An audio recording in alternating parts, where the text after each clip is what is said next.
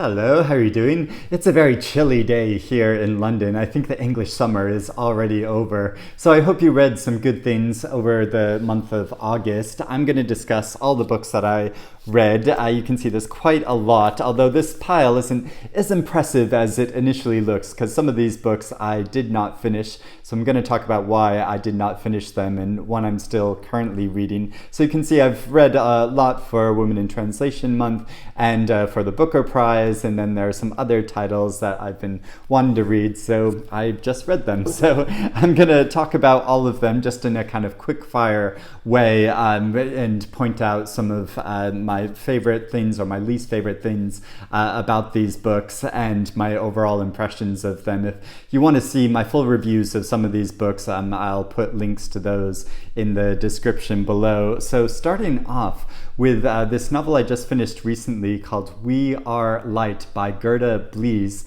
translated from the Dutch by Michele Hutchinson, who may sound familiar to you because she was also the translator for the novel The Discomfort of Evening, which won the International Booker Prize a few years ago. And it's fortuitous, I just got a copy, an advance copy, of this author's next book called My Heavenly Favorite. This isn't going to be published in the UK until January, but it's also translated by Michele Hutchinson. Now, I wasn't too big a fan of The Discomfort of Evening. I had some issues with it. I thought it was a really interesting read, so I will be interested to read this. It didn't necessarily make me think like, oh, I want to read more by this translator, but I really like the sound and concept of this book, which is about an intentional community, a small group of people or a cult, and one of their members dies due to starvation, and then there's a police investigation into the members about what happened to this. Was there like ill intent, and so we're following this case, but this novel and the narrative uses a unique approach to looking at these different characters and this case, because a lot of the sections are narrated from the point of view of objects, like a pen or cigarettes or an orange, as you can see on the cover of the book. So it has a slight whimsical feel to it. It gave me very much vibes of Ruth Ozeki's The Book of Form and Emptiness, which is a book I also had slight issues with because of the structure that she chose, but there is an emotion, our emotions underpinning this kind of whimsical structure to it, and it's a really different approach to looking at emotions and the case and why a group of people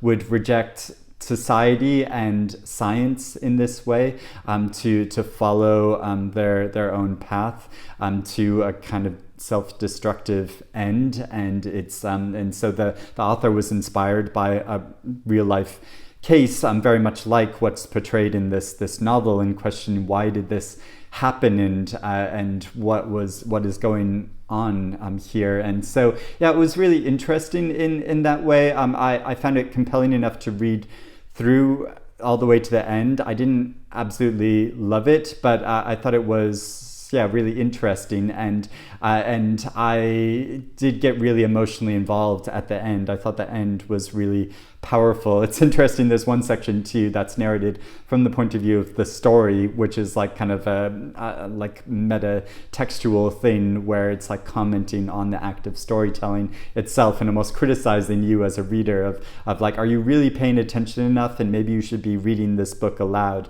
so you can be paying more attention to it. So I almost felt a bit defensive. It's like, hey, well, I am actually reading this, I'm giving my time to it. But it almost reminded me as well, because it's sort of commenting on the plot of the story and how that's progressing. It reminded me a bit of Anthony Trollope in a surprising way, because Anthony Trollope, as the author, will just jump into the narrative every once in a while and start commenting on how the plot is going and how you should be feeling about the characters that you're reading about. And so I appreciated the playfulness of this story, and I thought it was a good book, while not entirely entirely great. I read a very short book in translation called Eunuch by Kristina Carlson, translated by Mikko Alapuro.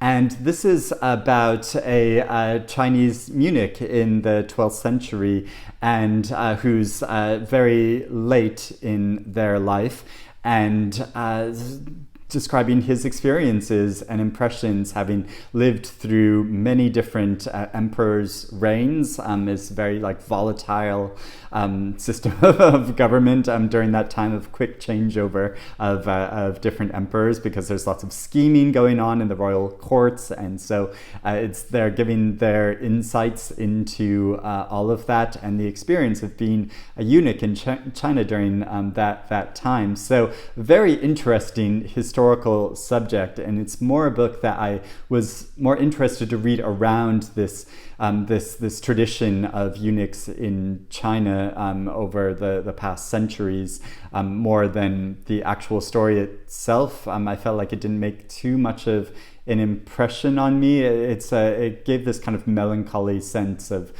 their existence as a eunuch and not having too many strong connections to other people. And so yeah, it was an interesting read. But yeah, like I said, more interest in the actual historical subject. So I'd like to read a nonfiction book, about this subject. A Little Luck by Claudia Pineiro, translated by Francis Riddle. And I love Pineiro's novel Elena Knows so much. I don't know if I love this quite as much, but this is also a very great book that is very suspenseful and emotionally involving, and also has bigger things to say. And I'm a real sucker for stories of people that, which I know it's a familiar trope in literature, but of stories of people that have moved away from their hometown or their origins and then return many years later. And so there are these layers of you're that same person, that child that grew up in this location, but then you're also an adult who's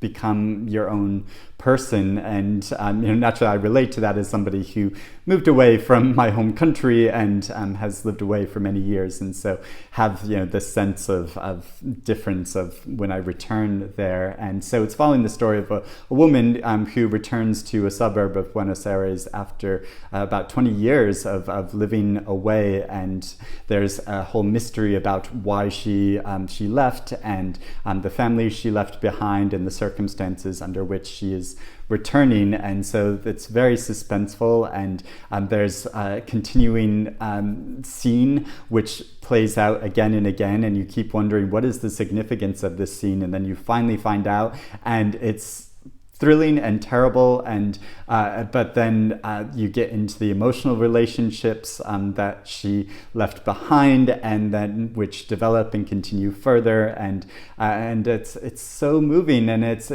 so I'm also a real sucker for stories about people who get caught up in circumstances where they are made a kind of target of hate by a larger group of people, when really that isn't entirely justified. And that's what this story is about as well. And though it's a very complex situation, because she got caught up in a situation which isn't really her fault, but that she did make choices, and so yeah, there's a whole issue about culpability that you can look into, but it's handled so sensitively, and she cries a lot. She's a very emotional person. There's also this very moving image of a unwelcome inhabitant on her balcony of a bat that sort of takes habitation there, and this develops a really strong symbolic meaning over the course of the novel, and I found that very moving as well. But yeah, she's such a wonderfully involving writer. The way she writes about these complex situations, which suggest lots of other larger issues that are at play, but also about the emotional core of her characters and how she writes about that. I just find it so affecting and moving. Lie With Me by Philippe Besson, translated by Molly Ringwald. I know, right? Molly Ringwald, which my literary frame of reference for Molly Ringwald is that she was very famous made a comment on Twitter about one of Joyce Carol Oates's questionable tweets, which Molly Ringwald retweeted and just commented saying, "Who let grandma on the computer?" And so one of these smackdowns of Joyce Carol Oates. And so yeah, Molly Ringwald translated this very slender French novel which is also about someone returning to their place of origin after a long time being away, of a famous novelist who grew up in a rural area of France, an agricultural region.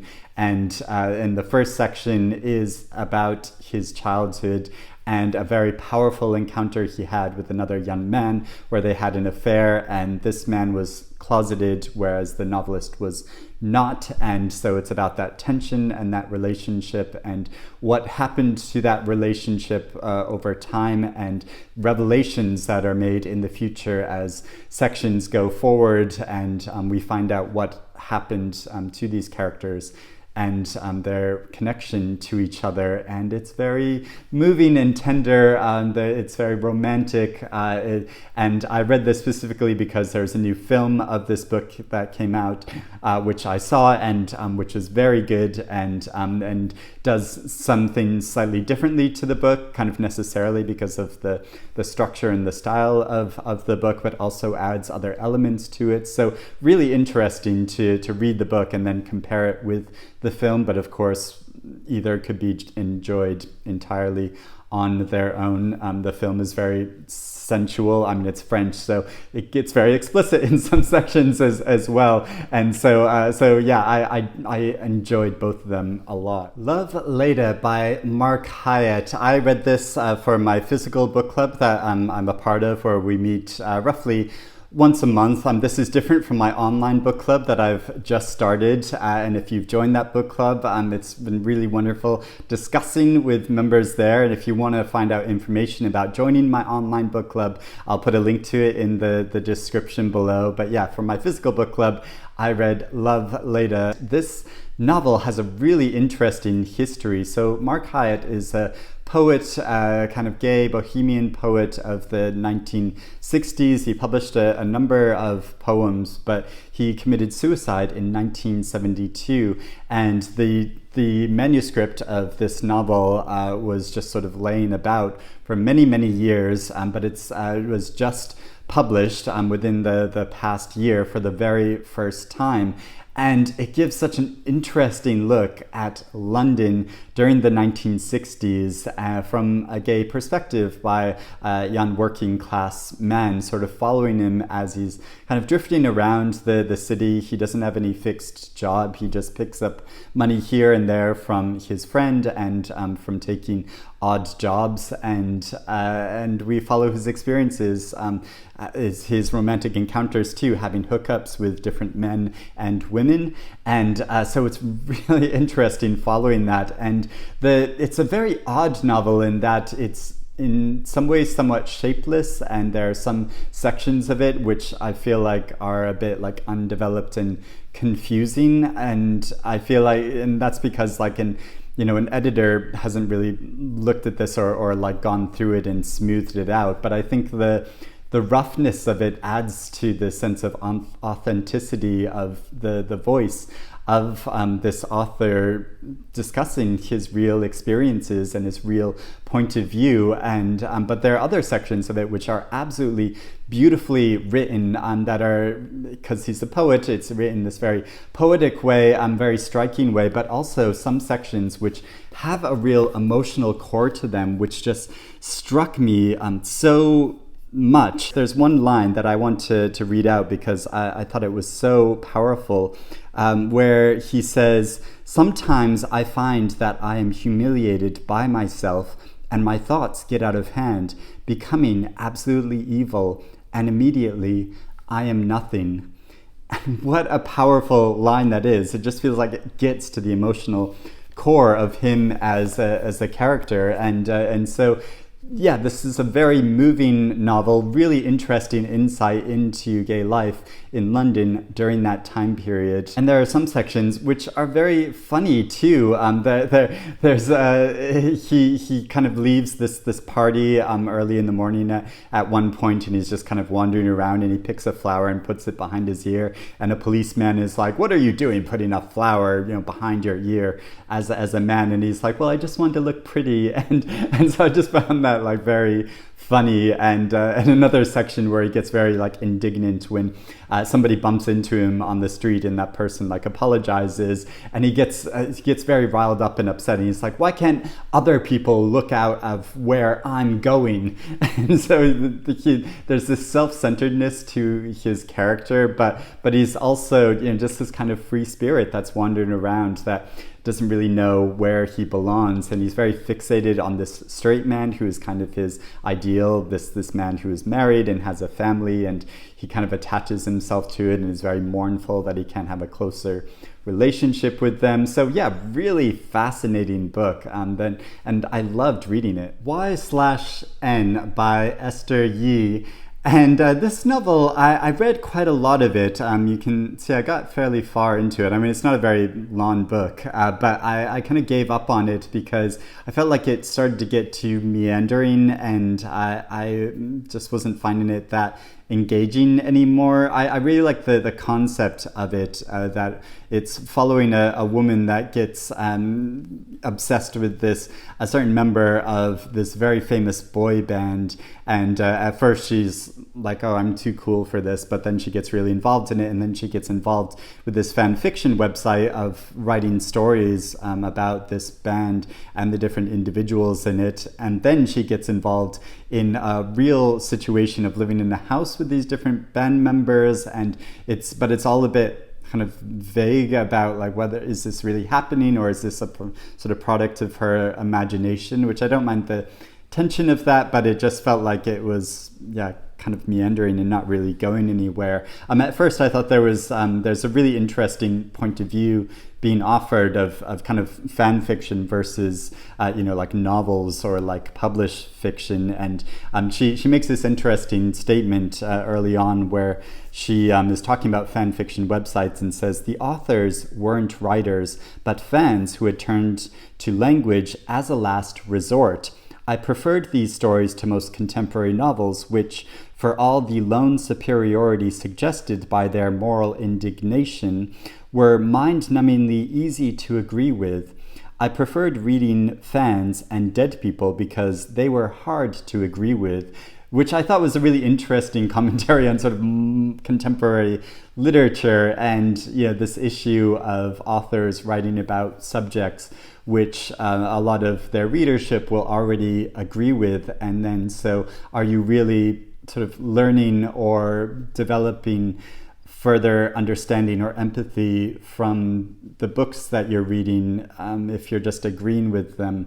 Whereas, if you read like older classic literature or people's real opinions on like social media or on these like fan fiction websites, then you get kind of less streamed down or like honed version of these different subjects. So I thought that was a really interesting point of view, and there were other aspects of it of kind of the aim of the book, where she says, "My aim, in fact, was to sink deeper into the marshes of fantasy." So she isn't reaching for clarity in this story, but just to become completely lost in the imagination. And I thought that was an interesting point of view, but the way it plays out, it just felt too fragmented, and I wasn't really sure what it was saying or what it was doing, and it didn't feel so effective for me. So I didn't finish reading it, but an interesting point of view. Now, Promise by Rachel Eliza Griffiths. I thought this was a very good novel. I mean, I read it all the way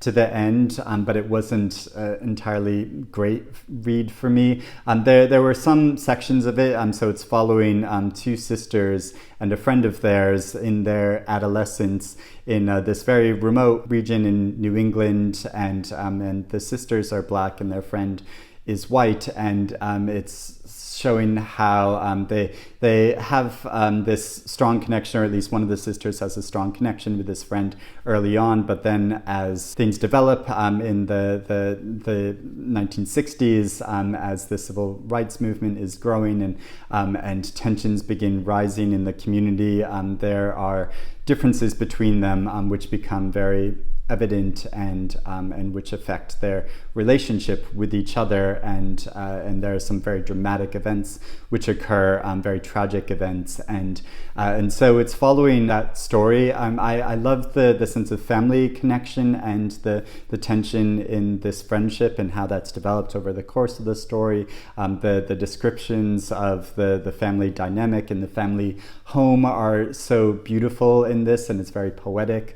But then as the plot went on, I felt like it became a bit too fragmented. I didn't really understand where the motivations for some sections. There was some straightforward racism, and of course there's no like real reason to that other than just hatred. But then some of the characters were making choices. I was like, well, why are they doing that? I wasn't really understanding their motivations. There's a really interesting part about a teacher who dies fairly early on in the story, and the girls are sort of wondering about this teacher and sneak into her apartment, or sort of looking through her things. And I thought that was really compelling. I wish that element of the story had been developed and continued more, but then it moves on to other things and looking into the history of this family, which is really interesting. But yeah,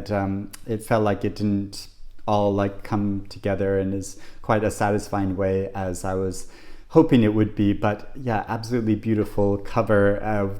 And it's the contents of it are filled with some absolutely gorgeous writing. Now for my Booker Prize reading, Study for Obedience by Sarah Bernstein, I'm afraid, I did give up on this book, and I've heard some really interesting arguments of talking about why this book is so compelling, has a lot more depth to it than the surface would suggest.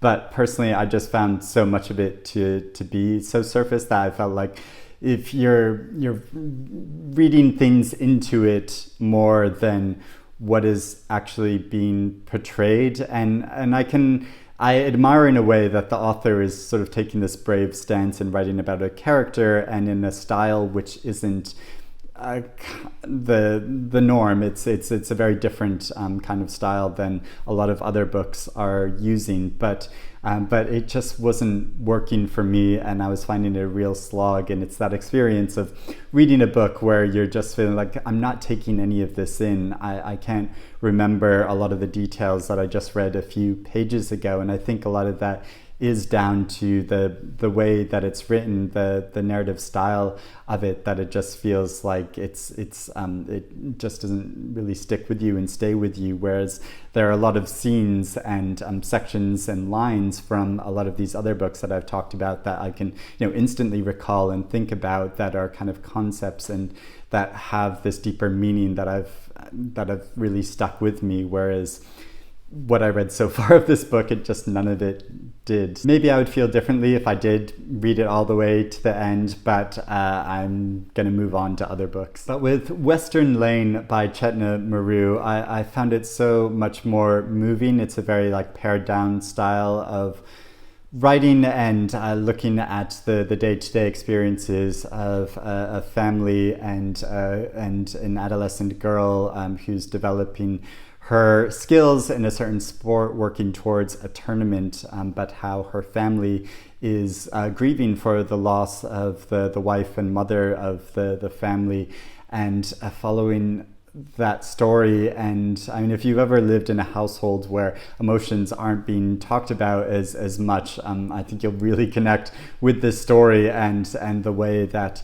they carefully avoid certain topics. But then when it does come to the forefront of thinking about the mother and even the presence of the mother, of still being in the household, it is so powerful, and like a kind of emotional twist that I felt really deep inside. And so I really admired this as a different style of writing that I don't think is being used very much, of storytelling, which doesn't have a whole lot of plot to it, but the underlying emotion is there, and I felt was very effective. With If I Survive You by Jonathan Escoffery, again, this is a very kind of different narrative style than most novels, because you could say it's a collection of short stories, and which is to its benefit but also to its detriment, I think. And so, it's interesting with the Booker Prize and books that are nominated for it that are kind of one of the remits of the prize. I don't know if it's still officially or not, but of kind of pushing the form of fiction, or at least that's the conception of what the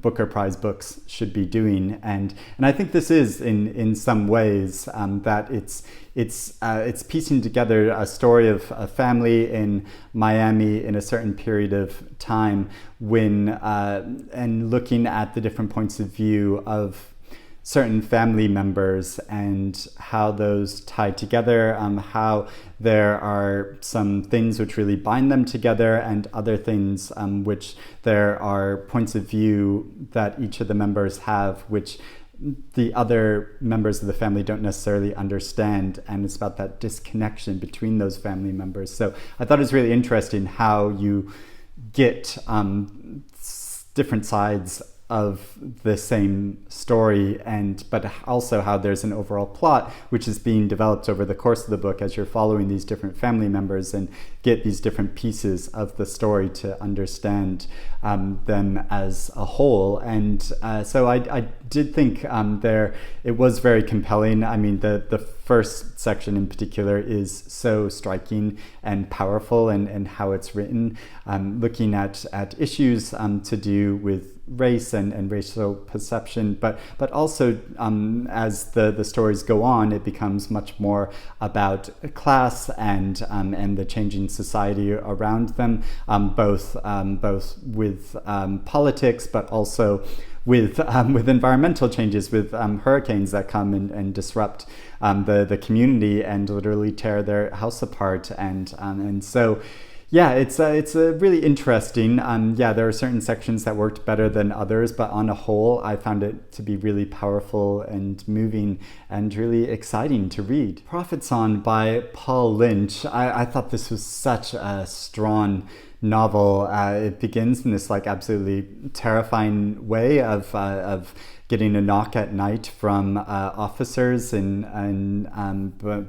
this household in Ireland, following the point of view of a woman who is a professional. She's a scientist and a wife and a mother, and following her as her society, her community, and her family fall apart as increasingly totalitarian measures by the government are taken to lock things down, and people disappear, and there's conflict. Her community literally turns into a war zone, and we follow her very harrowing story, and it's really interesting showing the mechanics of that, because so much of this story is made up of her day-to-day life and the details of that. Because she has such a busy life, she doesn't really have time to be dealing with these larger things. And so I thought it was really poignant how it continuously shows how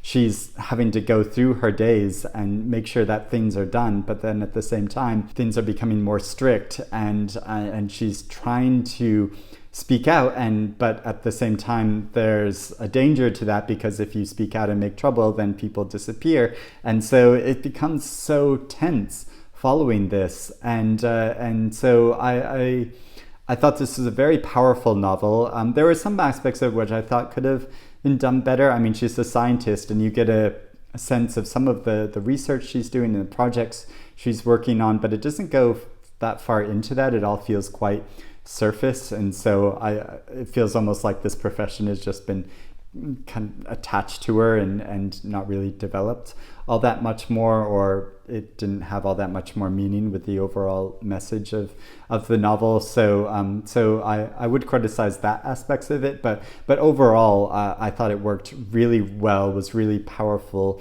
became increasingly tense as the novel progresses, and I was wondering what was going to happen both to her and to the other characters that I felt connected to over the course of the story. So yeah, really excellent book. And finally, I'm currently reading A Spell of Good Things by Ayobami Adebayo. Finally, I'm about halfway through this book, and it's so interesting when you read books that are nominated for a prize and you start comparing books in a way that you wouldn't normally have done. And because this story is also looking at a government which is failing its people in a lot of ways, and looking at the personal stories and repercussions of that, but in a very different context from how Prophet Son did. This is looking at a community in Nigeria and two different families in particular, and some drama that's going on in those families and in this community, but also how failings of the government are meaning that a lot of times electricity isn't available in these neighborhoods. So there's this whole section about how generators need to be used and how the management of these generators, but also to do with people's professions and breaking down. And there's a history teacher who loses his job and then is kind of set adrift and doesn't really have the same function in his family or in his community as he should be having, and that's in large part due to the government not functioning in the way that it should, and individuals that are trying to get elected, but it's really more about their egos and their own personal goals, rather than trying to affect real and effective change. And so yeah, I'm finding it really moving on those different levels, as well as the personal stories of these characters. So yeah, I'm finding this a really good novel so far, and a lot about it that I'm appreciating. So that is what I read over the course of this month. I'll put links below if I've written full reviews of these books or made videos about them, if you want to know more of my thoughts about them. But I would love to know if you have read any of these books, what you think about them, or if you're interested in reading any of these books, or what else you're reading now.